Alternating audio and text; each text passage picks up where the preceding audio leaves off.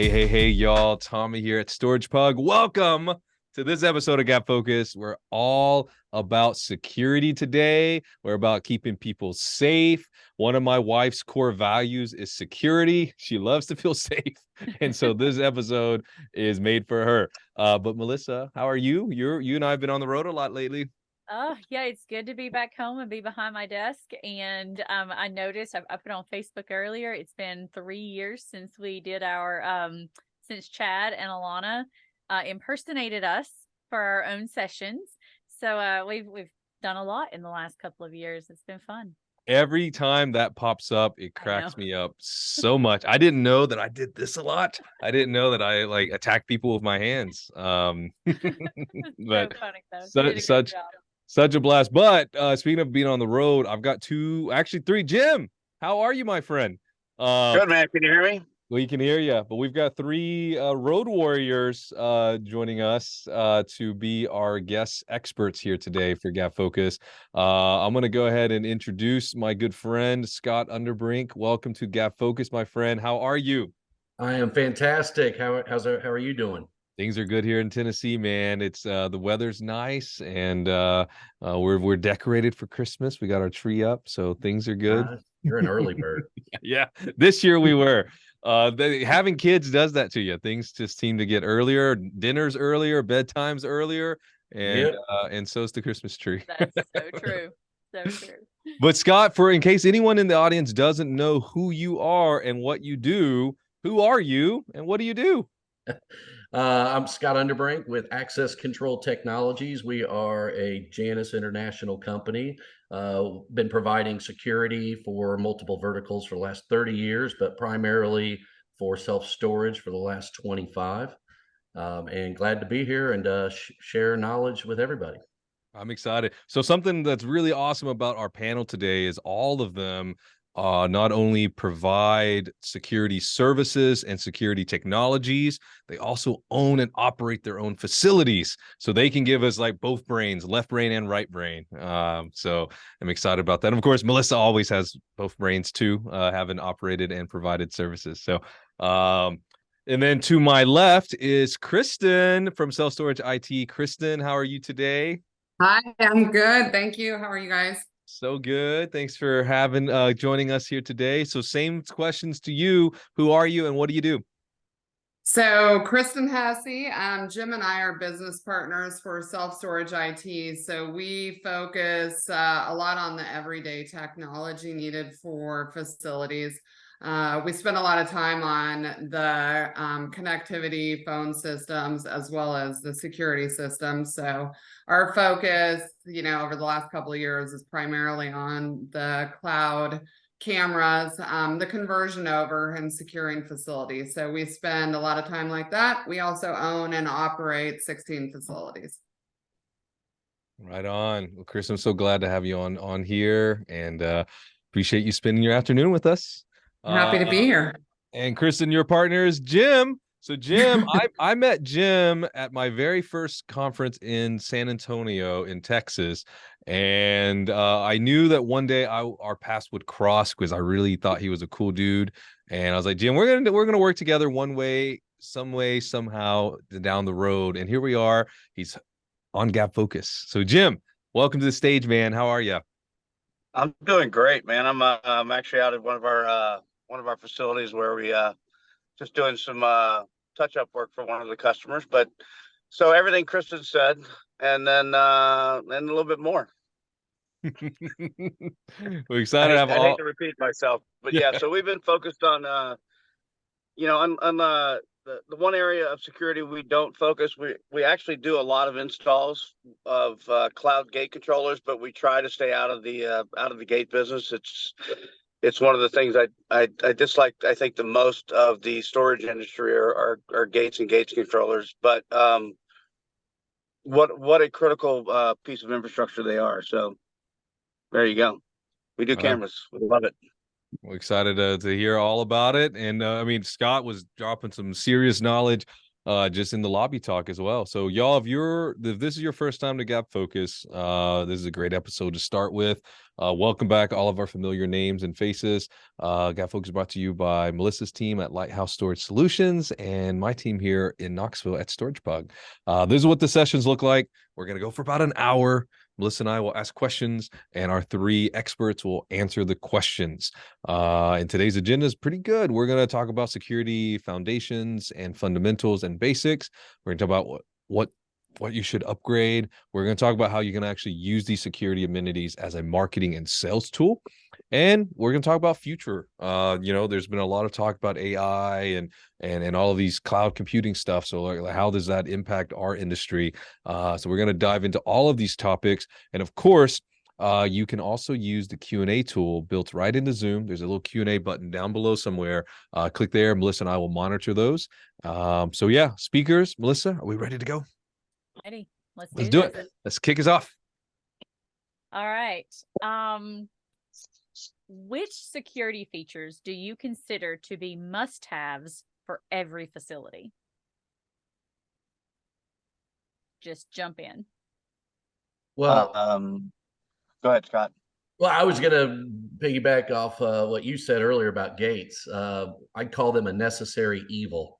So whenever we get a site that's just a box with no gates, it's like, yes. And people are like, well, don't you sell gates? I'm like, well, yeah, I sell gates, but they're a necessary evil. It's one more thing that's mechanically that can fail. It needs maintenance. It's something your customers can run into. So there's a lot of challenges with gates, Yes. but the access control, the cameras, and I'd put, lighting is one of the most important things because the others are challenging without having proper lighting. Yeah, good point. I agree. And I look at these all as pieces of the puzzle. So if you want a complete puzzle, I mean, all of these can be very important to the overall, and it depends geography. It depends what kind of, socioeconomic area you're in. But lighting's important, gates if you can, but if you don't have gates or you can't permit fencing, it's not an end all. You can still protect your facility. But like I said, little pieces of the puzzle. When you have access control and cameras, now I can tie which tenants are doing what to, who are the problems. It helps you identify in combination with access control some of the issues you have. Yep. Jim, what will you add to that? Not much. So we got No, we have facilities that are both gated and ungated, and we have some that don't have access control. We have gates but no access control. So the ones with like Kristin said, if you've got good lighting, you have good cameras, you can probably control the situation on site much better. Part of our third-party management business is it's a requirement to have cameras because we need to be able to see what's going on at every inch of that property if we're going to manage them mostly unmanned, right? It's critical. Yeah, I've never heard anybody complain about having too many cameras, but I have heard people say, oh man, if we just had a camera over there, we Right could there. Yeah. That one They do spot complain about the cost. Yeah, that one spot that doesn't have camera coverage is inevitably where the people come in and out of the property then they're not Right. supposed to. Yeah. How does that work? I know. And Jim and Kristin would agree that, those cameras will pay for themselves over and over again throughout the goodness. course of a month, a year, of several years. I've had camera systems we've put in and it paid for themselves ×2 in the first month because they were able to catch who ran through the gate or, hit the corner of the building with their big box truck. We have a lot of amateurs driving 26-foot box trucks. No. Yeah. You don't need a Class F license for They'll just hand you the keys, man. They'll hand you the keys. No, Well, one thing. one thing to add to this too, that's like very quantifiable, like the box truck hitting your building or what have you. But I'll tell you the one thing in a storage business that will kill your business is when you get that 1-star Google rating that says They don't have cameras, were broken into, and it's stuck on there. You can't rebut that. You can't do anything about it. So for me, you know, I talk with customers all the time about it, but to me, like, that is not quantifiable, but it could be the end, beginning of the end for your facility. Yeah, so it's not just the one-time like maintenance cost or repair cost, is that residual potential loss of revenue cost. Yeah, that hurts your heart a little bit. No, that's a great point, Kristin. So, I mean, this mimics a lot. So we had our lobby talk question of the week was like, what does the audience think is their most important security feature? And there are a lot of lights and cameras, and I think our panelists here reaffirms that, yeah, those are big pieces of the puzzle. So talk to us about recommendations for some of these items here, right? So I'll start with the first two, and then Melissa can tackle some of the other ones. But like when it comes to fencing and gates, what are recommendations for the things that you must have when it comes to fencing and gates? And then also, like, if possible, like what to avoid even, when it comes to fencing and gates. Fencing. So at my facility, I got quotes for putting in 6-foot fencing, and then I'm like, you know what? Give me a quote for 8-foot fencing as well, with the barbed wire on top as well. And the fencing guy made a really good point. And this is where you're always learning. He said, they're not going to climb over that 8-foot fence. They're going to cut through that 8-foot fence. Doesn't matter how tall.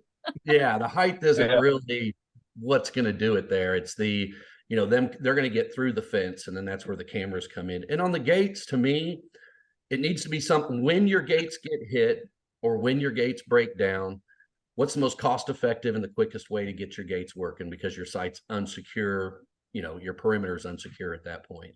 So you have to choose a system that is, there's not just one guy in the whole state that knows how to work on it. And you have to have something as well that can be fixed in the field. A gate gets hit and bent, something that can be, welded back together until you can get a new gate, or possibly they can fix it completely just on that first trip. So when the gate gets hit, not if the gate gets hit, because it's going to get hit. It's going to be out there for many years. It's just a matter of time. And when it does get hit, how fast can we fix it? How cost effectively can we fix it as well? Yeah, to add to that point, I think, I think if you can put them in, you should put them in, the automatic gates, not the swing gates with the combo locks that everybody has the same combo for. It's really not doing anything for you at that point. I'll venture into access control a little bit, but the most important thing with a gate and fencing is to be friends with your gate guy. You need to find someone, you need to keep searching for a company that you trust and can call and are available. I mean, for us, like, that's probably one of my favorite people in this job. One of my vendors is my gate guy, just because it took a long time to find someone, but you got to have someone like that in your back pocket. So treat them well if you find a good one. Well said. Yeah, very good So, point. so what about, Scott, what about actual gate machines? What do you think's the best in the marketplace? And I mean, we like the LiftMaster product because I think most gate guys can service those the best. What are your thoughts there? Yeah, LiftMaster is very universal. That's a great gate operator. My thing's more of the repair of the actual gate. It's the type of gate itself, like whether it's a V-track gate, which is your most durable gate because it's usually made of steel. You can hit that thing, it'll pop off the track, do a lot of damage to whatever vehicle hit it, and you can just lift it up and put it back on the track. But you're going to find the V-track gates, you can't have snow on the ground with a V-track gate. So it has to only be in very warm climates, Miami, Houston, places like that. The cantilever gates, I'm not a big fan of, because when that tracking system gets bent, it's hard to fix in the field. I mean, you basically have to start all over. And to me, I call that a wimpy gate. And then the earlier, Kristin, you hit the nail on the head about the swing gates. There's no place for a swing gate in self-storage at all. They're not secure at all. You can just push yourself right around the end of one typically. I'm a big vertical lift gate fan. I won't mention any brands, but I am a big vertical lift gate fan because they open fast. You can nail that thing with a box truck and it looks just like catastrophic, and we can come out there and pull it straight, weld in some angle iron, have you up and going in a couple hours. So that's just my preference of what I've dabbled in over the last couple decades. So it's good question. Thank you.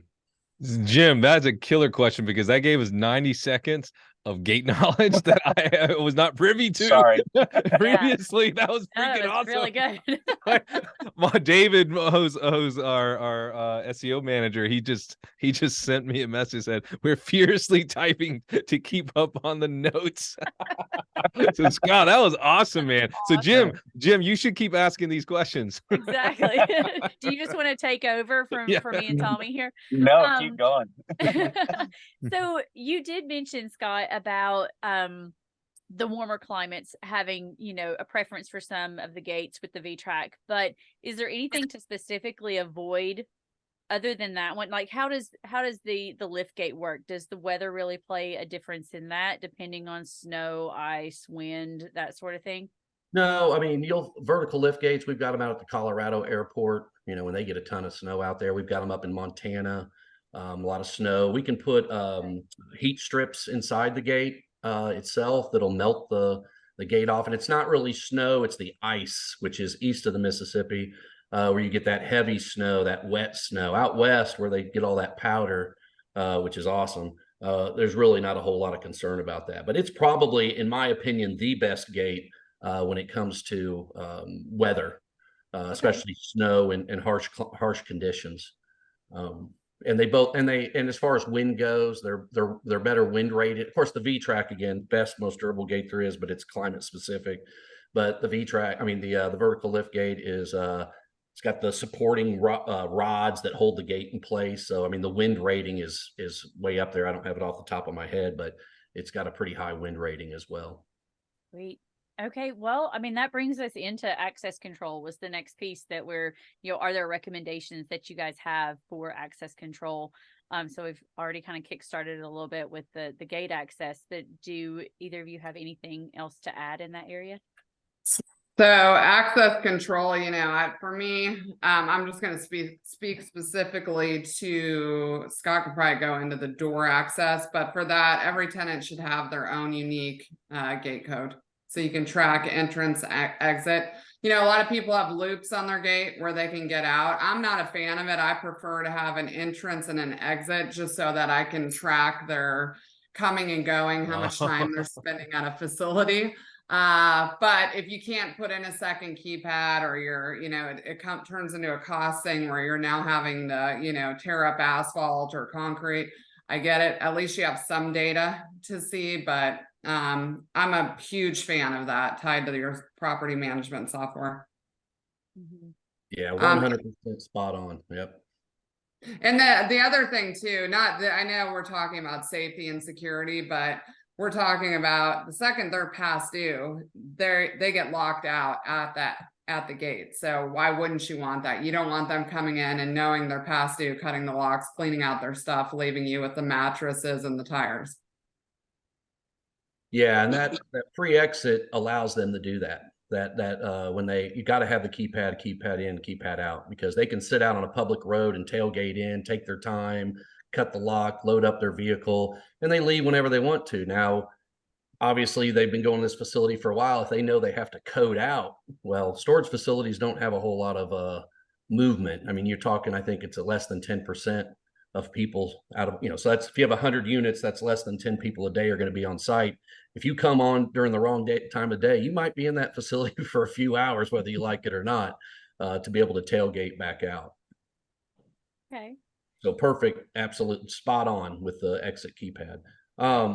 One thing I might say now that we're talking about keypads, and this goes against, you know, self-storage, we're a stubborn market. We don't like change. Humans typically don't like change, but we're stuck on these keypads. And, you know, in the rest of the security world and my other verticals, there's no way you'd have a keypad at Fort Knox or a keypad, you know, in high security areas, because what can you do with a code? You can give it to anybody you want, and it's tied back to you, of course, but you can give out those codes, which Kristin mentioned, make sure that the codes are specific to each person, but people learn what other people's codes are. And with the technology we have available moving forward, most of your major manufacturers now in the self-storage industry have the ability for your phone to open up a gate, to open up a door, to get into a facility, and nobody's going to hand out their phone to somebody to go down and be mischievous. So the last thing you want is a phone call that says, "Hey, Jim, your code was entered in right when all these locks were popped off." So, You're well, going it to wasn't jail. me. Yeah, it wasn't me. I've got an alibi. Okay, it's great. Well, it's somebody you know because it was your code. So codes are a huge liability, but it's going to take years to pry those keypads out of people's hands. And Jim, Kristin, you'll probably, you know, agree with this. Whenever we design a system, one of the hardest things is lining that keypad up with the gate. It's just Oh, this it's hard. this obtrusive thing, either out in the middle of the asphalt or it's behind the curb. People are pulling up to get to it, hitting their tires on the curb, or they're just hitting the keypad altogether. So if you can imagine, we could get rid of the keypads to where you don't have to worry about it. If you have to have a gate and you pull up to it, you just hit your phone, gate opens. You don't have to line up with anything. Agreed. That's Yeah, I cool. think that's great. So we just installed in our building. So we're on the first floor of our I guess commercial building complex, and so we get a lot of strangers who walk into our lobby thinking that we're the building's lobby, and we don't have a receptionist, and so no one can greet them. Alex actually is the greeter because his office is the closest to the front door, and so Lucky him. 3, 4, 5 times a week, Alex comes to me and say, "Hey, Tommy, there's a stranger, and the person doesn't need to be here." Anyways, so Melissa got us a new security system that you have to like buzz in, which is not that fancy, but anyways, we have a keypad. We also have phone, and I don't think I've ever used the keypad. Like just Scott, to your point, like it's just so much easier, more convenient to just pop it up on my phone and I'm in. So I think that's cool to see that that self-storage is starting to move towards that direction too. So Rachel mentioned that that's what they do at their facility, which I think is awesome. Yeah, Megan did also follow that up though with a comment of, for the folks that live in the more rural areas, cell phone service is kind of a problem especially in the mountains here in Tennessee and in northern Georgia. It can be an issue, and you just sometimes don't have cell service. So it may be a little longer before we can pry those keypads off of all the facilities for those logistical reasons, unless you have a great solution for that. I'd love to hear it, Scott. So the technology is Bluetooth technology. If your phone has been in contact with the internet anytime within the last day, it's already been uploaded with the credentials it needs.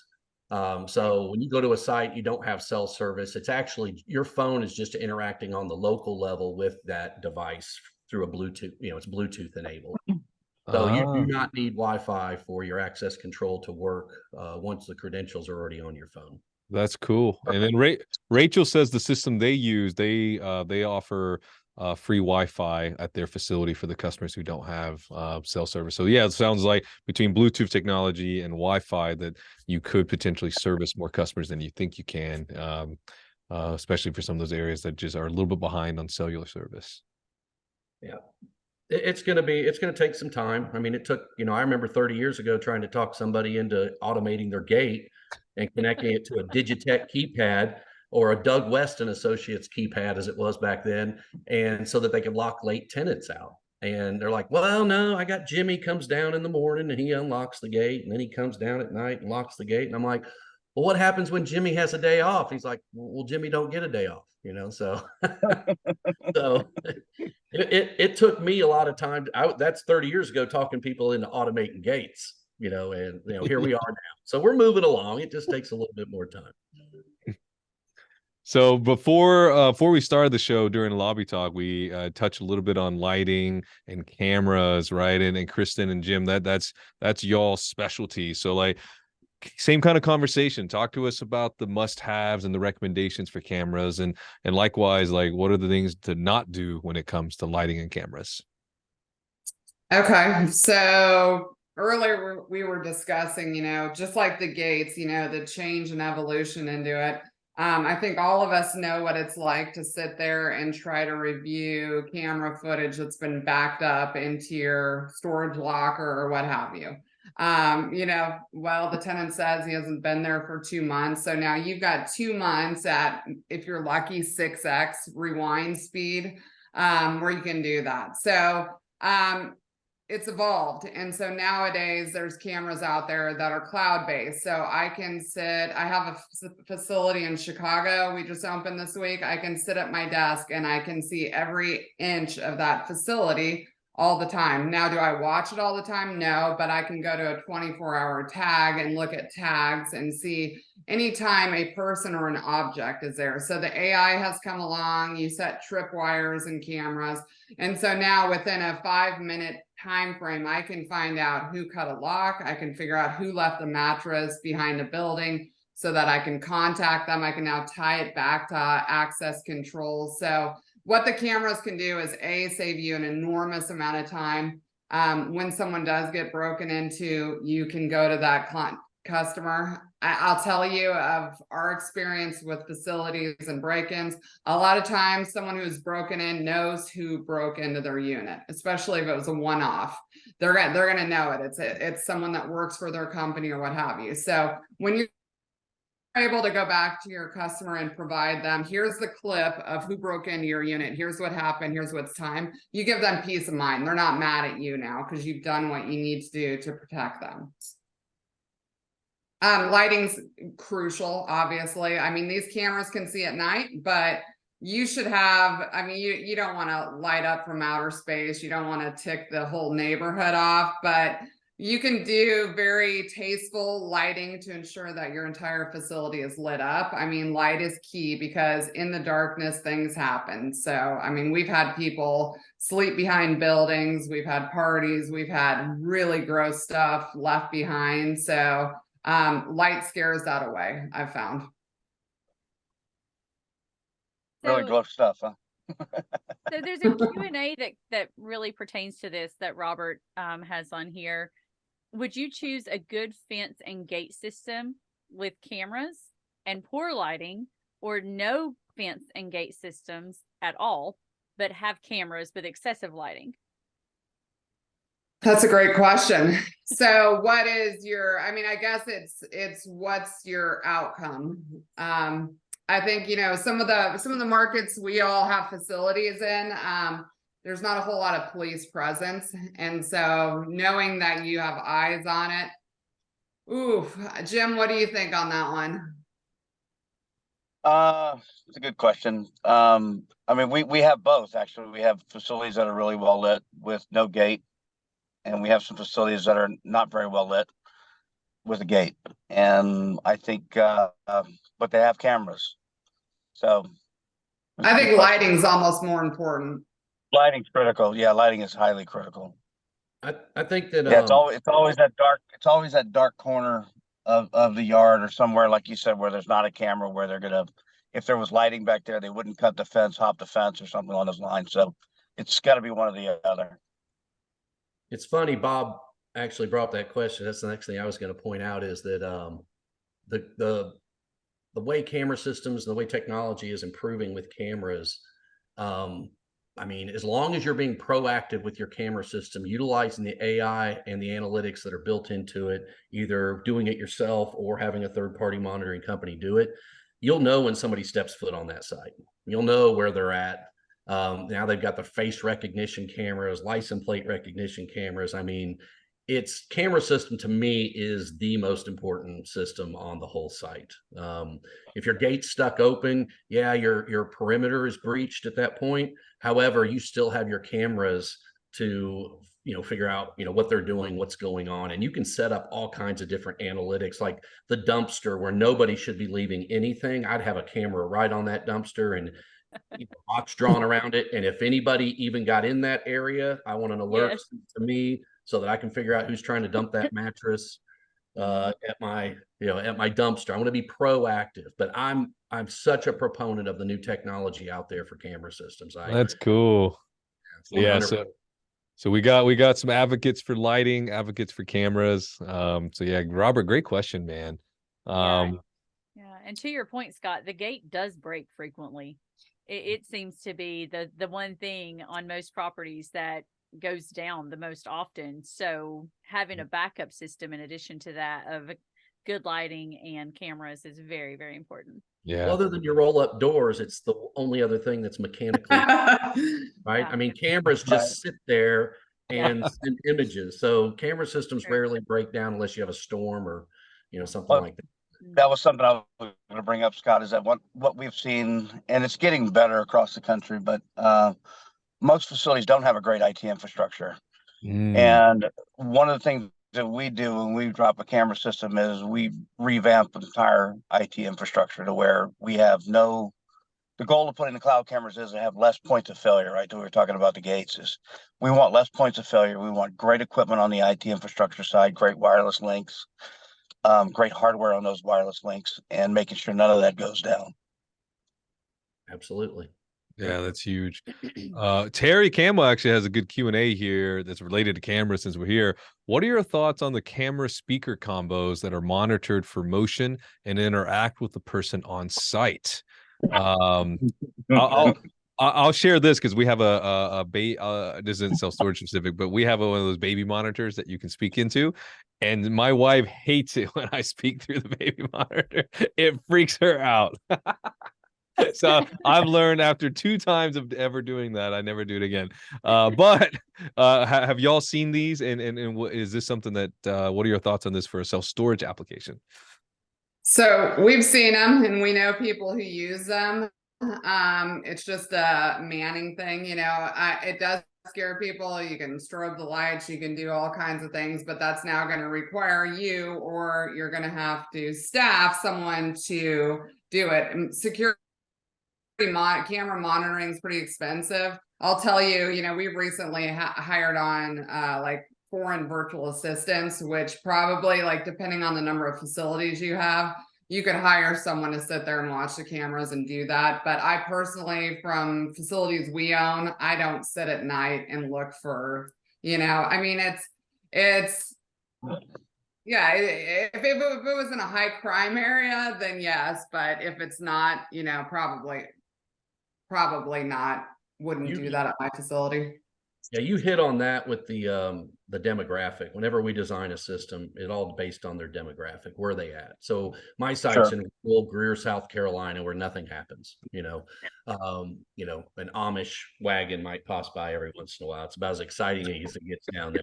So, but downtown Miami, downtown Atlanta, downtown New Orleans, these urban areas where the security level is heightened, the customers, the storage operators already charging a premium for the rentals of those units anyway. And they're going to have to take some of those dollars and put them back into the security and the technology to keep out. And that's where you have to really just judge by your facility, what your facility is going to require to be safe. I never want to overkill somebody with security they're not going to use and spend too much money up front on that. So, back to what Kristin said, it depends on your demographic, where you're at, where's your facility at. That makes sense. Yeah. Terry, if you want to share in the comment section, we'd love to hear what y'all are doing over at Copper. If those are things that y'all are experimenting with, we'll say it out loud. Well, it's funny. It's funny you say that. I'm sorry. So Terry and I have already talked about this. So the two-way cameras. He had a customer that was having a lot of problems. I mean, just constant break-ins, constant vandalism, and they bit the bullet. And it was a little bit costly, but something had to be done. And they got a camera that had two-way voice and a siren and everything, and it cleared up all the problems. That's awesome. Okay. Well, there you have it. Well, the kicker on that is it is third-party monitored. It's remote monitored by a remote monitoring company.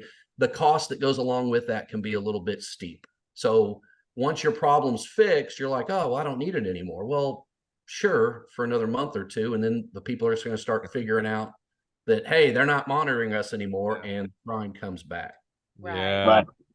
And nothing else was working, is what Terry said. I mean, they tried everything out there, and that is the one thing that did work. But again, it's demographical. They were having a big problem there, so they needed to do something drastic, and they did. Wow. You got what? So Terry said we watched them get arrested in real time. That's very interesting. I mean, you could also, once you turn off the monitoring service, you can just have the siren go off at random times throughout the week. And if you lived in that neighborhood, they got another one. Yeah. I like that. We're It could almost be a drinking done. game. It could be a Yes. drinking game. Every time the siren goes off, everybody drink. Yeah. We're almost through with our second question. So Oh my so gosh. speaking of sirens and alarms, talk to us about alarms. So during lobby talk, several folks, I think Khaled said that they have alarms pretty much everywhere. So speak to us about unit alarms, facility alarms, sirens. What are best practices and what are some things to avoid? So from the alarms, we don't have a whole lot of alarm monitoring on our facilities, or honestly, in most of the facilities I've been to, I don't see a whole lot of it. Now there's product sets like Storage Defender where you can, it's an add-on product you can sell to your tenants for peace of mind, so that if their door opens, they get a text message notifying them. So there's products out there that you can do and you can sell at a premium to these clients for peace of mind. I see a lot of that, and if it's an additional revenue generating stream, I think it's a great idea if it works in your demographic.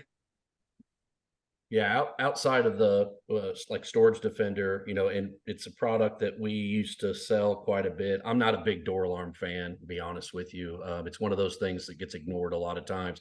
Managers just start shutting them off because they're either not working correctly or they just become, the wind blows really hard and it sets off the door alarm, and it just becomes something that people don't pay attention to anymore. So I can't even remember the last time we sold a door alarm system, and they become pretty much outdated and antiquated. It's not really prevalent. Now, there are some sites out there that have door alarm systems and they're working and they're utilizing them correctly. But the key to that is you have to train your customers to know how to use a door alarm system, because if your customers tailgate in, and they go and open up their door and the alarm goes off, well, you didn't put in your code to disarm it. So a lot of that has to do with customer training and such. If you have a wireless or a door alarm system and it's working, good for you. You're one of the few. Yeah, honestly, I'd love to hear that in the comment section. I know, Kristin, you brought up Storage Defender. I know Spider Door has some access. I mean, there's a bunch of these out there. But I'd love in the comment section to hear from the folks here if y'all are doing anything. Melissa, did y'all experiment with any like unit alarms or door alarms at specific door alarms? No, we didn't do that. When we had instances of repeated theft, we honestly would rely a lot on local law enforcement. At one particular location, we actually had them set out a dummy car with cameras of their own that they actually brought, and then they would video. And so a lot of people, just the squad car itself was a deterrent, and they were like, oh, we're not going to go on there. There's a police officer. There wasn't really, but there was cameras that they accessed. And so just a variety of different things. I think you've got to think outside of the box when you're having those repeated issues. Megan did make a good point in the chat. If it's a repeated person or group of tenants that keep getting broken into, why is that? What do they have in their unit? Are they the draw? Because we did have some issues with tenants as well, actually being the problem. So some Breaking Bad shenanigans. Exactly. Yeah, gotcha. Oh, and then Olivia says, no door alarms here in California. Earthquakes would set them off, as well as wind, like Scott mentioned. A combo of good security cameras and regular thorough facility inspections seems to keep things in the clear. Great point, Olivia. Killer point. Love you mentioned the facility inspections too. I know in previous Gabfocuses we've talked a lot about that walkthrough. That inspection is a big part of keeping everyone safe and clean. So killer. So I mean, actually that's a good segue into processes and practices. I think Kristin, during lobby talk, you mentioned how you can have the best systems in the world, but if you don't know how to use them, then it's not really good for anybody. So talk to us about best practices for processes that employees, managers, owners should be practicing at their facility. Okay, so I think, one of obviously training your manager, regular walkthroughs are crucial. Contact your tenants regularly. If you see something, say something to them. We require all our managers when we do walkthroughs to notice whose car, boat, RV isn't parked there. Primarily because, you know, you assume they're on a trip, but they may not. And so, you know, it could have been stolen. So, I mean, I think that's the first component. And then knowing how to use the cameras, knowing how to review the cameras, and just keeping an eye out. Like, you know, if you see someone, look at access codes, see if someone's there all the time, see if, you know, look at patterns and gate access to see what's going on. To add to that, Scott? No, she hit nail on the head. That's Matt. perfect. One last thing, don't allow problems to fester. I've learned that over the years. And so you'll be like, well, this is kind of in a gray area. Just don't. I've learned to stop it, address it immediately, because one person festers and it spreads quickly like a cancer. So I think that's important too, in the security of your facility. Probably just a good general rule for any problem, but yes, absolutely for security. That's very true. Yeah, So, just be vigilant too, and you know, don't brush things off, like Kristin said. I mean, you know, do something about it, and follow those protocols that are put in place of how you handle different things. So, absolutely. well, speaking of problems, how do you find those? How do you identify the gaps that are in your security? Would you call an outside vendor in to look at your property, or is there just in an auditing process something that you're looking for specifically?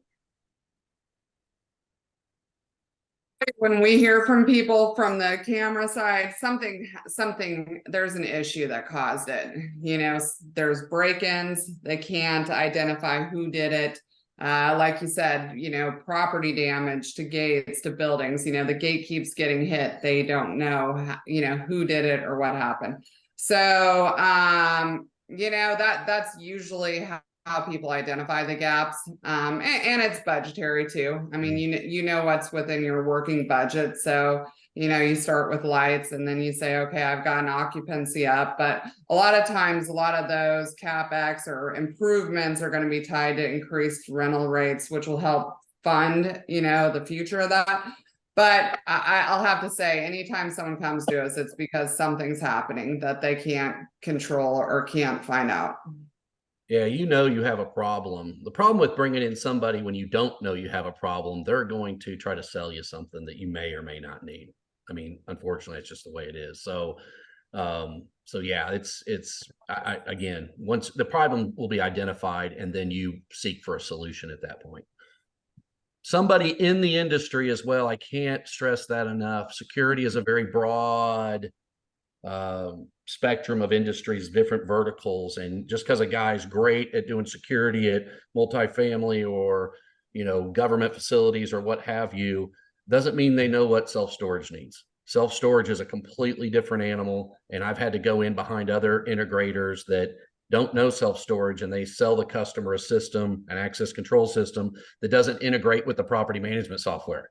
So now when somebody's late rent, they have to manually go into the security system and, you know, and freeze their code or prox reader, which is crazy too, given people, we went through a phase in storage where everybody went with these prox cards. And it's like, man, I go to my storage facility once every 8 months. I'm not going to be able to find that card the next time I go to I'm going to lose it. There's no way. Now We have people who lose their little scanner badges to get into the new lock here, and they use it every day. Yeah, they use it every day. What's the odds you're going to keep that prox card? You know, you sell your car and it's like, oh crap, that card was in my glove compartment. You know, so that didn't work either. Wow.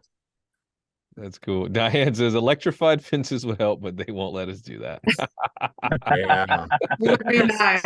Yes. Let's get some electrified fence out. Problem is, I've been hit by an electrified fence when I was working at a distribution trucking center, you know, those big places, and they had the 10,000 volt fence, but they had a gate operator next to their fence.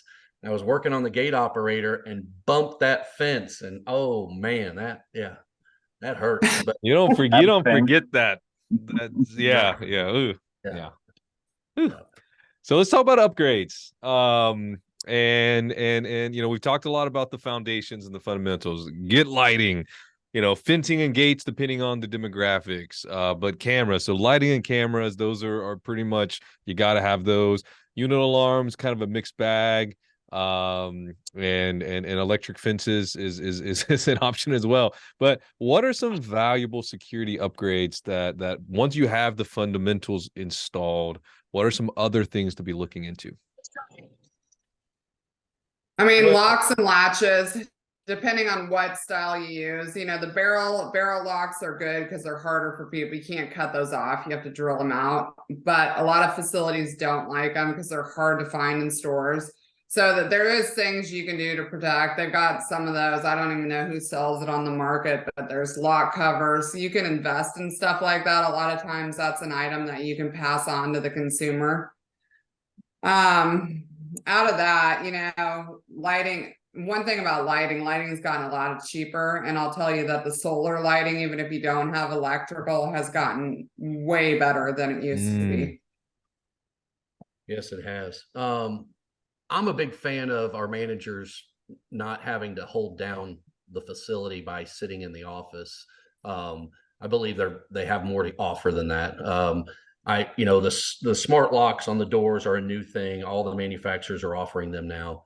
And you know, the overlock days, no problem on the 5th throwing overlocks on a door. It takes, you know, 30 minutes, whatever it is. It's going back and taking all those locks off, having annoyed customers that you have to deal with. Because of course, everybody knows when you're late on your rent and you want to get in your facility, it's 8 o'clock at night.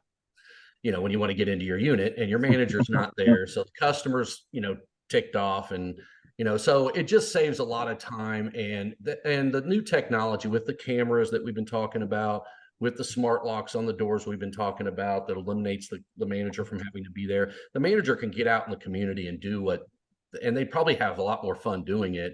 And that's, you know, interacting with the community, you know, either through networking, marketing, you know, doing those type of things, selling the storage facility, and actually being available for actual problems that happen on storage facilities. And they're not just people. And the kiosk or the what's the statistic now? Last thing I heard was like 80% of online rentals are done online. I mean, rentals are done online now. I mean, so what's the manager sitting in there for? I mean, to me, that's, you know, just something that's not needed. Yes, you have to have a manager. Yes, you have to have a management, somebody managing the site. But I just don't believe, I believe their capacity can be much better served doing something else other than just sitting behind that desk waiting for somebody to walk in. And the technology allows you to do that. That's a great point, Scott. And that's the conversation we have. I mean, there is a industry-wide push to at least limit labor hours. We're no longer sitting there Saturday till 5. You know, a lot of people are switching towards that, moving more to a call center type of operation, but you're gonna save on labor hours. So take that money and use it somewhere that you can now use to sell to your clients. I am safe. I have cameras. We're gated. We're locked. Smart access. You know, any of that stuff that helps when you build out your websites, which helps with the 80% of the people who are now booking online. That's killer. So Jill, I mean, related to those smart locks. So Jill says, I have a facility using smart locks only. What do you tell a prospective tenant saying they don't feel that it is secure? I informed them that their phone would have to be cloned. They didn't agree. So talk to us about the security of these smart locks and these things that are tied to someone's like device. Well, smart lock is a way more secure than a padlock. I mean, I can rip any padlock off a door. All I need is a cordless grinder. So a smart lock, you'd have to literally rip the whole door off, or, you know, and plus then that has a sensor that would tell you that somebody's tampering with the lock. Your padlock's not going to tell you if somebody's cutting it. So you're always going to have those people. They did. Well, it's true. That's true. You're always going to have those people that fight technology. The biggest question I get asked is, what about my guy with the flip phone? And I'm like, do you really want to rent to somebody with a flip phone? I'm just being honest. No. I mean, that's the guy who's inconveniencing everybody all day long, no matter where he's at. So, I mean, you know, that's, don't get me wrong. One day when I'm 80 years old, I can't wait to have a flip phone and, you know, not have to respond to emails and all that kind of stuff. We have the same dream, Scott. There are so many days where I wish I just had a flip phone. The big buttons, with the big buttons. That's Because I won't be able to see by then, so I'll have to. Oh, I don't need all the extra noise. Life I don't. goals.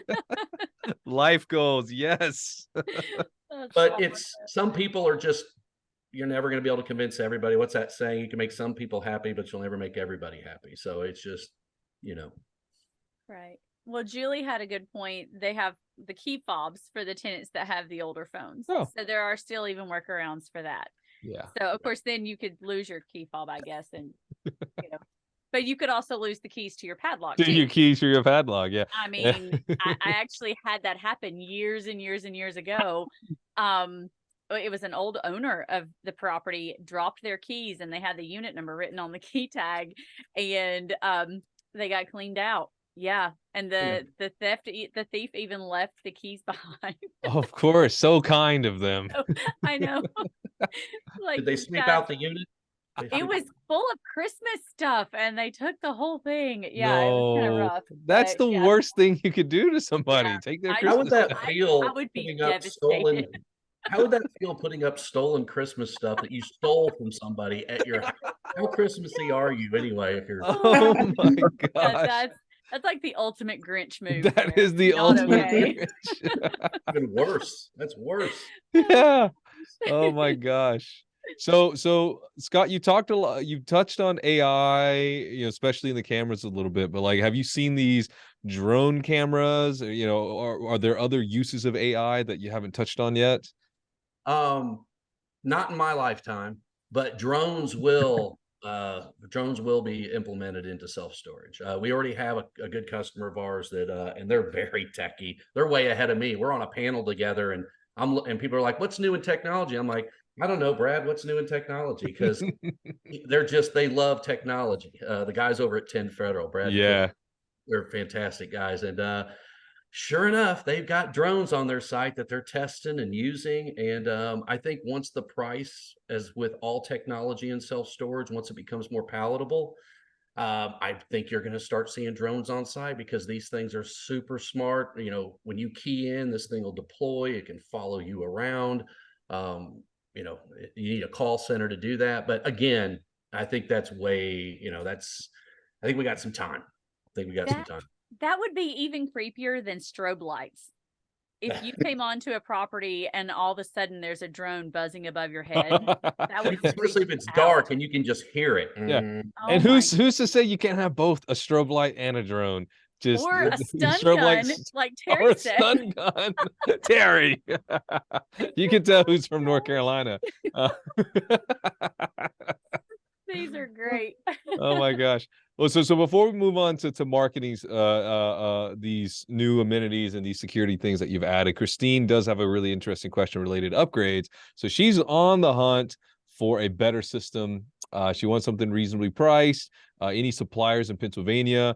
Jim, Kristin, what's the best hookup for Christine? Should we just introduce you to her and y'all can have a conversation offline, or do you actually know someone, a supplier in Pennsylvania? We do nationwide. In fact, we just did 2 facilities about 6 months ago in Pennsylvania. I have a great installer out there.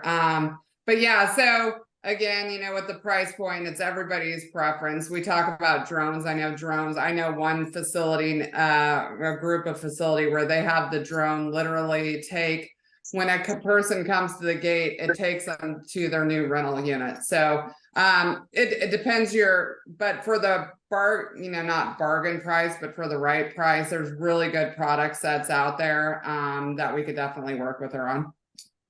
Heck yeah, perfect. So Christine, you're awesome. We'll connect you to Kristin and Jim, and y'all can have an offline conversation about that. I have a question for Scott, real quick, about upgrades. Mm-hmm. Can you hear me? Yes, sir. So how often do you think camera systems should be refreshed? Mm-hmm. Well, with the way the technology is advancing, I mean, even with the wire, as you know, I mean, what are we up to? Cat 6 A and B now? I mean, it was Cat 5 just a few years ago. So, I mean, Sure. The infrastructure is the most, and you know this already. I mean, the infrastructure is the most, it's the hardest part about upgrading a camera system. If you have a good infrastructure, and that means all the wire pulled to all the different points, upgrading the camera system is relatively easy and cost effective. But I mean, how to relate it to another industry, how often do you upgrade your big screen TV? I mean, it's, you know, I'd say every 5 years, maybe 6 years. You probably upgrade. 3 to 6 years is what 3 to 6 years is what I often Yeah, tell I mean, people. I mean, if you're going to stay up with technology now with the push for AI across almost every industry we have out here, and especially on the camera world, I think every medium to large facility needs to be looking at how they're going to refresh their systems over the next couple of years. and maybe some of that is not necessarily the whole system. Maybe it's just cameras and the recording device is great, or maybe the recording device and not the cameras, or maybe getting rid of the recording device altogether. And as you were saying earlier, Jim and Kristin, going straight to the cloud, which nobody's going to Right. snatch an NVR if there's no NVR there to snatch, right? I mean, Right. So we had talked to one customer who, instead of refreshing all of their cameras to cloud in all of their facilities, they put cloud cameras in every one of their offices. So somebody at the home office could monitor all of their managers at once, which allowed them to have a separate network of cameras for specific reasons. So that was pretty cool. But so, I mean, you can do it. And then their plan was to refresh cameras as they went and add them on as they needed and add them to that network. So it was pretty interesting. I think that's very cost effective, is upgrade as you go on. If a camera goes out, or if there's a specific need because that camera is just not doesn't have the megapixels you need, then just swap out that camera or move 4 cameras to the cloud, like you just said, specific cameras that need a lot of attention, that get a lot of activity. Yes. Okay. Good Cool. points. Yeah. So let's talk about marketing. Now you've installed the fanciest cameras, you have drones with stun guns, you have electric fences. Let's talk about marketing the security amenities. Melissa, you want to kick that one off? Yeah. How did these amenities and these upgrades and all this fancy technology, not the stun guns and the electric fences, but the other things, how do those translate into the added value? And how do we communicate that as managers to our tenants? So from our build out on facilities, we make it very, very clear. On the websites, we have pictures of the building with the cameras, of the gates, of everything. So that's on our website first and foremost. That's on your Google My Business listing.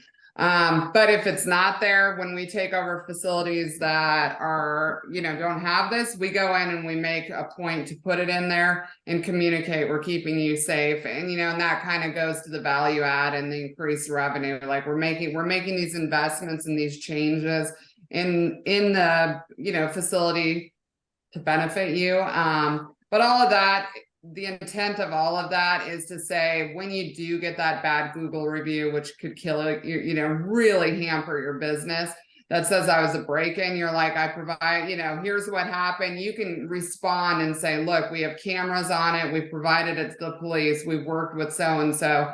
So, I mean, it's just all those little bits of making sure anyone wants to rent with you can, that you have it. And then also, it's a value add to your current customer base. Yeah, I agree. I think cameras are the most marketable product you can have out on a website. Out on a site. That's why we put big 50-inch monitors up behind the customer's desk, because unlike traditional security, you don't want people to know where all your cameras are, even though I do, because they're a deterrent, number one. But cameras, number one, deterrent. Number two, marketing. Because you walk in and people, oh, wow, you got cameras everywhere. This is awesome. I feel safe here.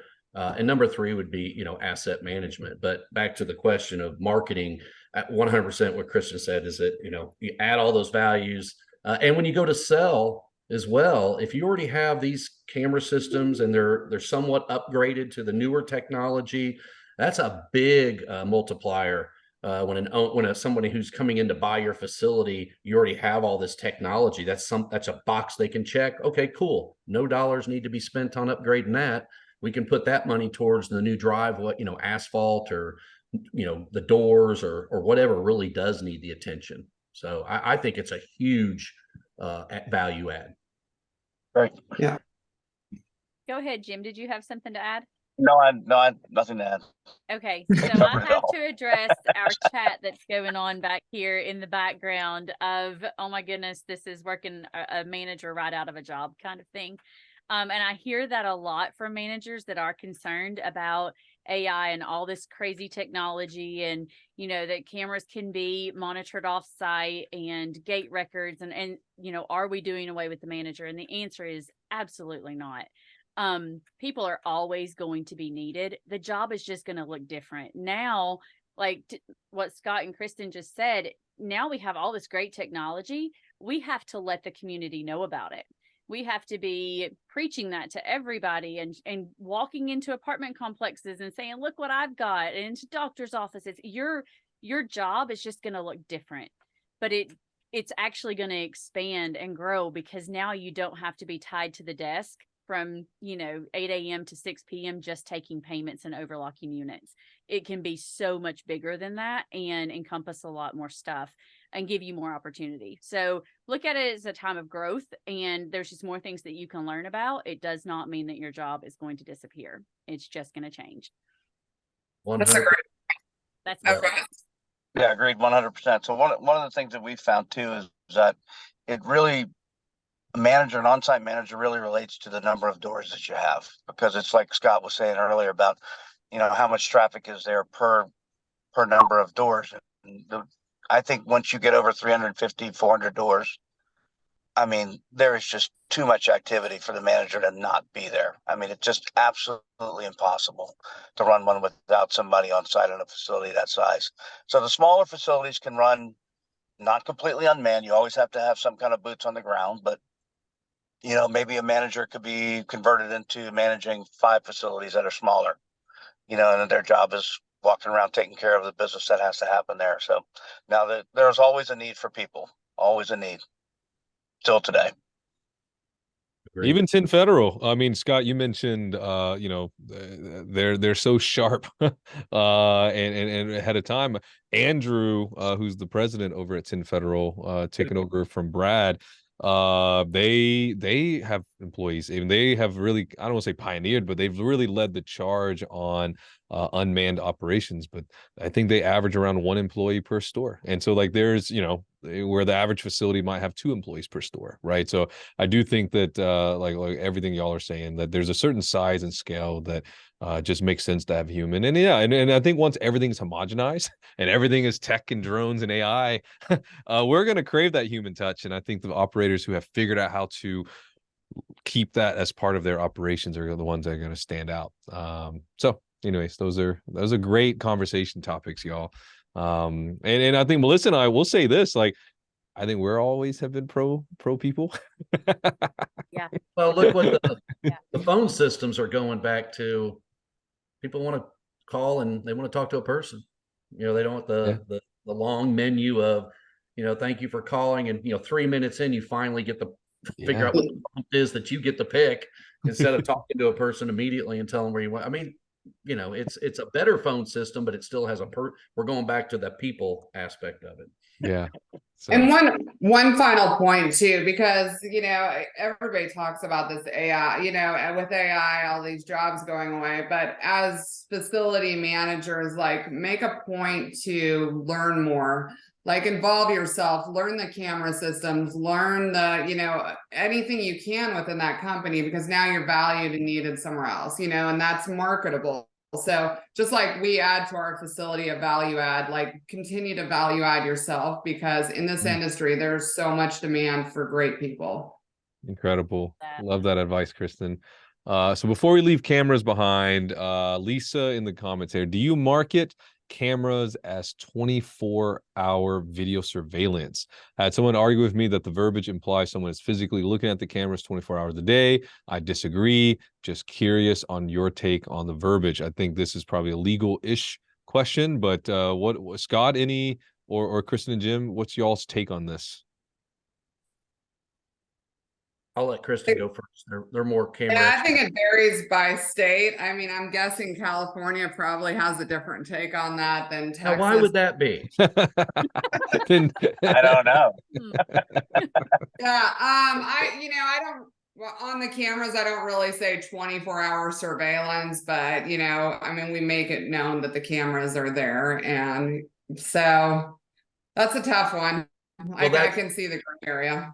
Well, that's perfect. What you just said was there's no sense in putting up verbiage because, as we know, a lawyer can twist anything in any way that they need to twist it. I mean, it is. If something happens in front of a camera, if you put a sign up there saying 24-hour video surveillance, you're just opening yourself, in my opinion, up to liability. And what's the gain of it? Of having Yep. a sign up there. They can see the camera. If they looked up and they can see the sign, well, they darn well can see the camera. Right.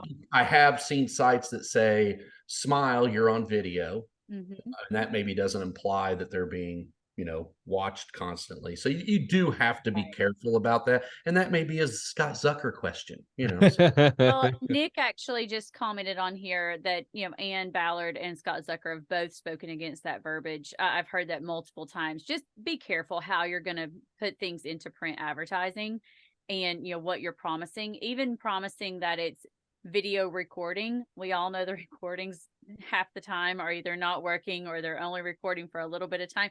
So I love the smile, you're on camera kind of things. We have on-site cameras.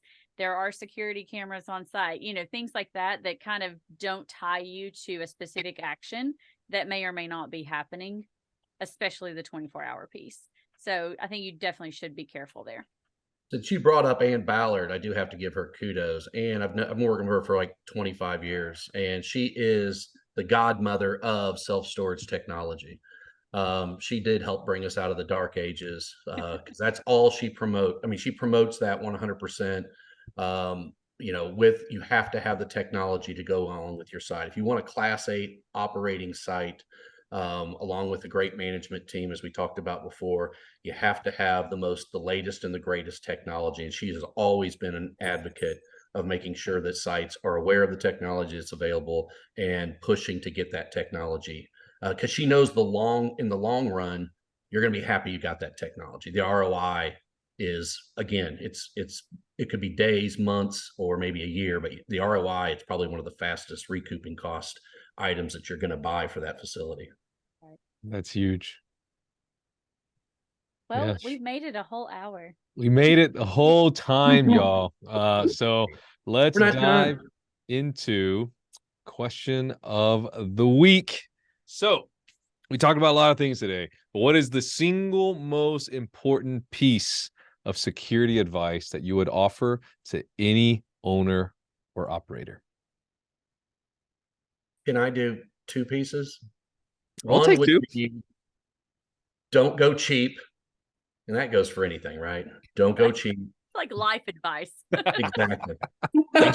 Based upon your site, but get a good integrator. Get a good company to work with that knows self-storage, understands self-storage, and isn't trying to just sell you things that you don't need. Ask questions. Why would I need this? What's the scenario? I'm out here in the rural area. Why would I need to have my cameras monitored? Ask the questions. So, and don't go cheap. That's my 2 cents. So tagging on to what Scott said, there's someone I've seen him in the industry a lot. He'll go and we'll say, well, we're cloud-based. He'll say we're cloud-based. You can see us on the cloud too. And it's a difference of so there can be a link where you can see your NVR online, but it's not the same. So like you said, don't go cheap, but don't ever underestimate what bad Google reviews can do for your business if you do not have cameras, if you do not have security, if you're not monitoring it, and you're not looking out for the best interest of your tenants. Great facts, Kristin. That's great advice. Jim, are you still on with us? Would love to, if you have something to chime in. Jim fell asleep. Jim fell asleep. Melissa, Melissa, I guess I'd love to ask you that question. Like, what would be your one tip for owners and operators? You talk to so many people through the Tennessee Association, Louisiana Association. So what is your one advice for operators when it comes to security? Use the systems that you have in place. And, I say that whether it's the software you choose, if it has all these bells and whistles, use them so that it's worth the money you're spending on it. You can have the best camera system out there, but if you're never looking at it, never really checking it to make sure the cameras are still working, what good is it doing you at all? So just making sure that you're actually utilizing the product that you're purchasing and paying for and all of the features that it offers. Wow, That's advice. Yeah. that is probably one of the best points yet. I mean, honestly, I mean, how many of us have bought something and then we don't even use it to its full potential? Right. I mean, kudos. That's a perfect way to sum that up. That's Absolutely. great That advice. is wasting money, actually. So Incredible. Well, Jim, what's your one tip if for a new owner or operator getting in self-storage, what's one security advice you'd give them? Oh, geez. Doberman Pinscher. No, right up there with the Old stun gun school. and the electric. old school. Old school. It's funny because we end up managing, we manage a lot of medium-sized facilities, and these are the ones that are being purchased by investors getting into the business, and they do not put enough money into security, in their performance, right? So they're not building in what they need to build in the front end to make sure everything is done correctly going in, and getting the lighting corrected and getting the cameras done and making sure the gate's solid. And on the first two facilities I purchased, I did the same thing. It's underfunded. And those facilities they're mine, so they're still lagging in what they need. The cobbler's shoes, right? Or the That's right, the shoes never carpenter's had wheels, house. right? Yeah. So that's my advice, is make sure you have enough money to get done what you need to get done. That goes back to the Google reviews.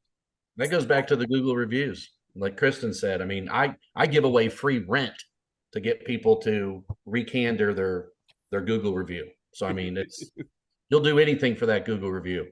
Yeah, those 1 stars hurt, man. They hurt you. They hurt your business. They hurt your soul. Totally agree. Yeah. Well, y'all, thank you so much. This was a great conversation. We had to skip some of the questions actually, because y'all just gave us so much knowledge on all of this. But for all the folks in the audience who want to talk to you further, Scott, what's the best way for them to learn more about you or Access Control Technologies, or how you can help them? Access Control Tech. I mean, accesscontrol.tech. Accesscontrol.tech. We're members of all the associations in almost every state, including Tennessee. And we're members of the SSA. So, I mean, you can find us. Just Google us, Access Control Technologies. We're a Janus company. That's our parent company. So you can also go on the Janus website as well to find us. So thank you very much for the time today. I appreciate it. Thank you for all the insight, man. I mean, it started off in lobby talk. It's like, okay, this is going to be juicy because like you're already dropping knowledge bombs on systems. So Scott, thank you, my friend. Been a pleasure knowing you and having you come out. Kristin, same question to you, my friend. How do people learn more about self-storage IT or the plethora? I know we focus on your security business, but an IT business. With that today. Yeah. How do people find more about you and get in touch with you? So selfstorage-it.com.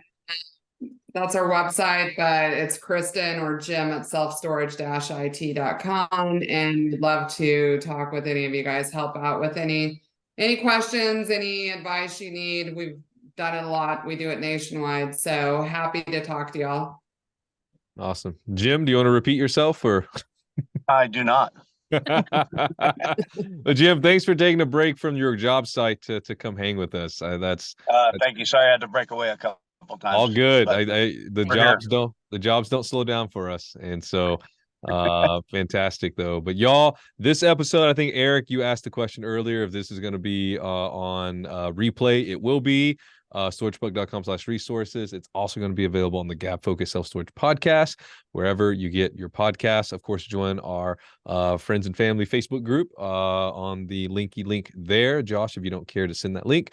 And then next up is our next pop-up event. So we're doing Optimizing Your Day-to-Day Part 2. We're going to bring back Denise Boley, who is the CEO and founder of Self Storage Science, an incredible self-storage person and tons of knowledge. And we're going to bring Kevin Mullis, who's the manager of the year in Georgia, to come continue the conversation we had earlier this year. So that's December 7th And then the week after is our 2023 year in review. We've got some really cool special guests. We're going to have Chad Lundberg. We're going to have Ginny Sutton from the TSSA. This is her last year managing the Texas Association. So this will be one of her last actual self-storage events. So we're going to be proud to host her. So be on the lookout for that. And of course, to everyone here, thank you for being part of our Gabfocus family.